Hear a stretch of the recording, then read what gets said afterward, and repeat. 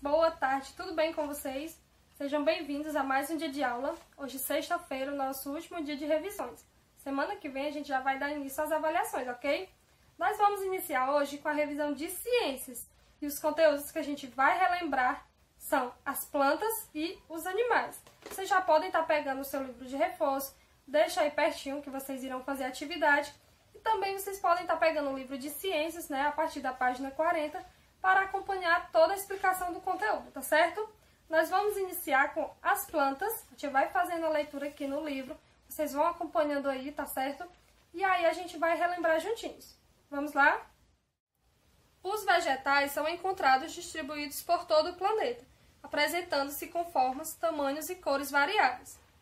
Alguns vegetais não possuem flores, frutos ou sementes. São os exemplos as samambaias. Já o maracujá é um exemplo de planta que possui flores, frutos e também sementes. As plantas são consideradas seres vivos por realizarem diferentes funções necessárias à sua sobrevivência. Ou seja, têm necessidades vitais assim como os animais. Elas respiram, nutrem-se, reproduzem-se e morrem. Diferentemente dos animais, as plantas são capazes de produzir o seu próprio alimento. Por isso, são classificadas como seres autótrofos. Esse processo de nutrição dos vegetais é chamado de fotossíntese. Além dos vegetais, as algas e algumas bactérias também são capazes de realizar fotossíntese.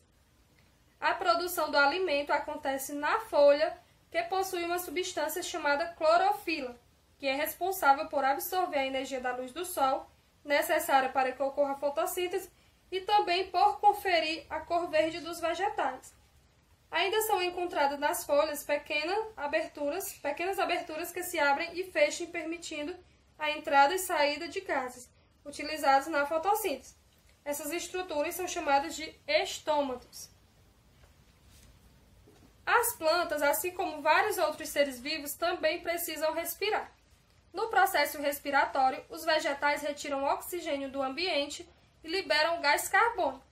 A troca de gases entre a planta e o meio ambiente ocorre através dos estômatos. Na respiração das plantas, as folhas podem absorver o gás oxigênio do ar ou da água, dependendo do ambiente que elas vivem. As árvores utilizam na respiração parte da quantidade de oxigênio que elas produzem durante a fotossíntese. E também é por meio dos estômatos presentes nas folhas que as plantas transpiram, liberando parte da água absorvida pelas raízes. A transpiração ajuda a manter o equilíbrio de água no vegetal. Agora a gente vai relembrar algumas partes das plantas e suas funções. As folhas são responsáveis pela alimentação, respiração e transpiração das plantas. As flores, responsáveis por formar o fruto e as sementes. Os frutos, responsáveis por proteger as sementes. As sementes são responsáveis pelo nascimento de novas plantas. O caule é responsável por sustentar a planta junto com a raiz, além de levar sais minerais e água para as outras partes da planta. Os elementos que as plantas utilizam para crescer muitas vezes não vêm diretamente do solo.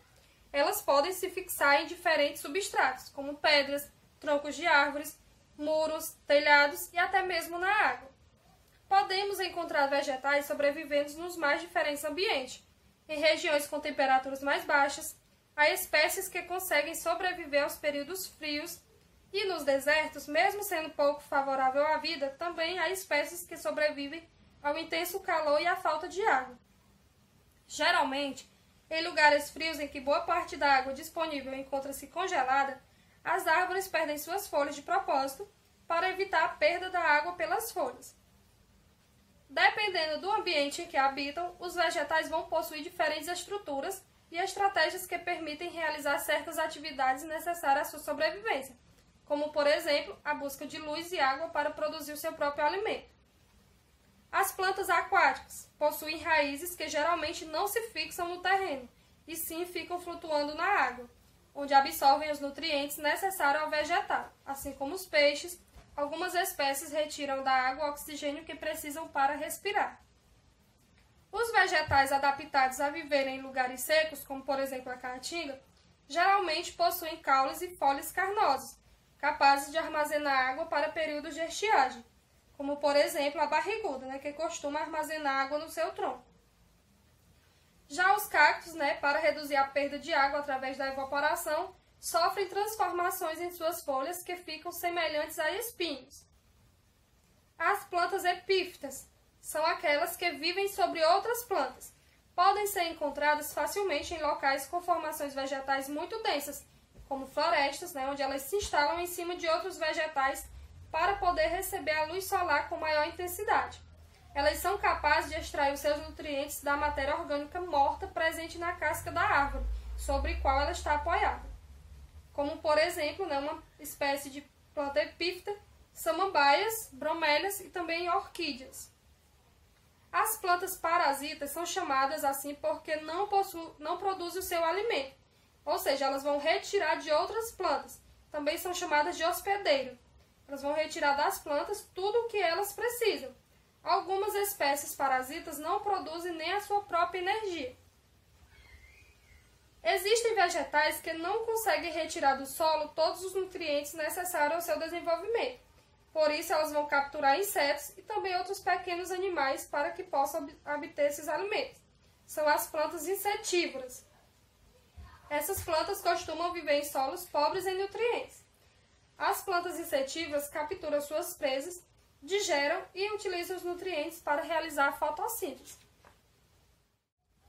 Com exceção das plantas, que são os seres autótrofos, ou seja, eles produzem o seu próprio alimento, todos os demais organismos vivos nutrem-se de outros seres, causando assim uma relação de dependência entre eles. Uns dependem dos outros para sobreviver. E essa relação é chamada de cadeia alimentar. Coloquei aqui para vocês um exemplo de cadeia alimentar que tem plantas, a borboleta, que vai se alimentar da planta, o sapo, que vai se alimentar da borboleta, a cobra se alimenta do sapo e, por fim, os fungos que vão se alimentar da cobra. Também algumas bactérias, tá? Como nós já vimos, os vegetais são capazes de produzir o seu próprio alimento. Por isso, eles são chamados de produtores. A planta representa o produtor na cadeia alimentar que vocês estão observando. Os seres produtores, eles também são encontrados em ambientes aquáticos. As algas e algumas bactérias que realizam a fotossíntese são produtores que vivem na água. Os consumidores são os seres que se alimentam de plantas e de outros seres vivos, pois eles não produzem o seu próprio alimento. Quem são os consumidores nessa imagem que vocês estão observando? A borboleta é o consumidor primário, pois ela vai se alimentar do produtor. O sapo é o consumidor secundário, vai se alimentar da borboleta. E a cobra, consumidor terciário, vai se alimentar do sapo. Dentre os consumidores, existem os herbívoros, que vão se alimentar dos vegetais, no caso aqui a borboleta, e também os carnívoros, que vão se alimentar de outros animais, o sapo e a cobra. Além dos produtores e consumidores, existem também os decompositores.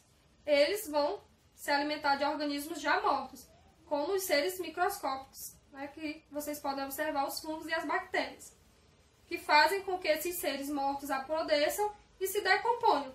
Essa decomposição vai enriquecer o solo e ajudar no desenvolvimento dos vegetais. Agora a gente vai entender como acontece a reprodução dos animais. Assim como os demais seres vivos, os animais são capazes de se reproduzir gerando novos descendentes e garantindo assim a sobrevivência da espécie. De acordo com o tipo de reprodução, ela pode ser classificada como sexuada ou assexuada. Geralmente, em uma espécie existem indivíduos do sexo feminino, são as fêmeas, e masculinos, os machos. Os machos produzem as células reprodutoras masculinas, são os espermatozoides, e as fêmeas produzem as células reprodutoras femininas, os óvulos. A reprodução sexuada ocorre quando essas duas células reprodutivas se encontram. A célula reprodutiva masculina possui uma cauda que permite a sua movimentação em direção ao óvulo, que é bem maior e é imóvel. O encontro do espermatozoide com o óvulo ocorre através do acasalamento. Logo após o acasalamento, o espermatozoide e o óvulo se unem, que chamamos de fecundação. O óvulo fecundado vai dar origem ao embrião, que se desenvolverá e ficar semelhante aos seus pais.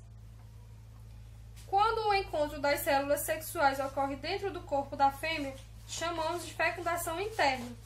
Podemos observar isso com os mamíferos, répteis, aves e alguns insetos. Na fecundação interna, o macho libera os espermatozoides dentro do corpo da fêmea. Quando a fecundação ocorre fora do corpo da fêmea, é chamado de fecundação externa.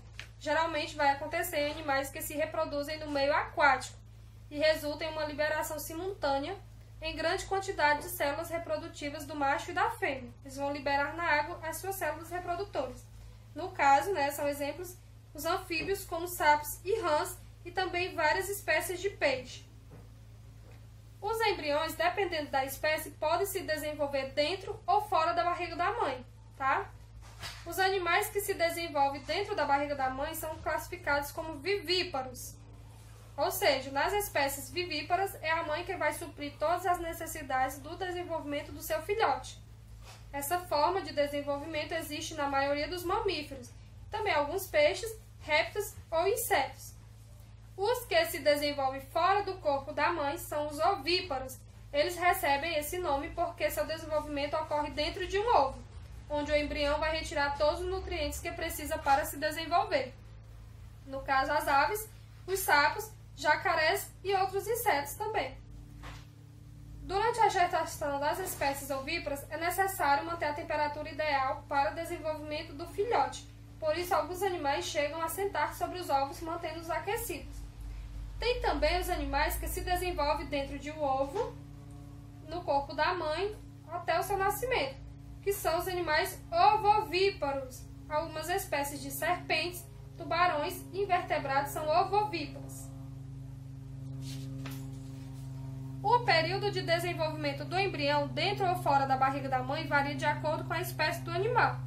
Um gato, por exemplo, a gestação dele dura aproximadamente 2 meses. A gestação do ser humano é aproximadamente 9 meses. Já o da galinha, depois que ela põe o ovo, o pintinho nasce em aproximadamente 22 dias. Na reprodução assexuada não ocorre a junção das células reprodutivas. Os animais possuem a capacidade de dar origem a um novo ser sem a participação do outro indivíduo, da mesma espécie. Não há o acasalamento e nem a fecundação nesses casos. As estrelas do mar são capazes de dar origem a um novo indivíduo com as mesmas características a partir de uma parte do seu corpo que foi cortada. Os pedaços fragmentados vão crescer, tomando a forma de um indivíduo normal. Alguns animais, como as abelhas e as formigas, também conseguem se reproduzir sem ter a presença de um macho. Os ovos das fêmeas começam a se desenvolver sem haver fecundação. Esse tipo de reprodução assexuada é denominada partenogênese. E agora, a última parte da nossa revisão: os animais do passado.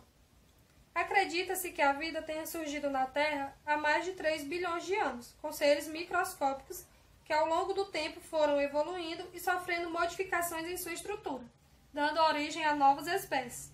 Da mesma forma que novos animais surgiram, outros foram sendo extintos do planeta, como é o caso dos dinossauros.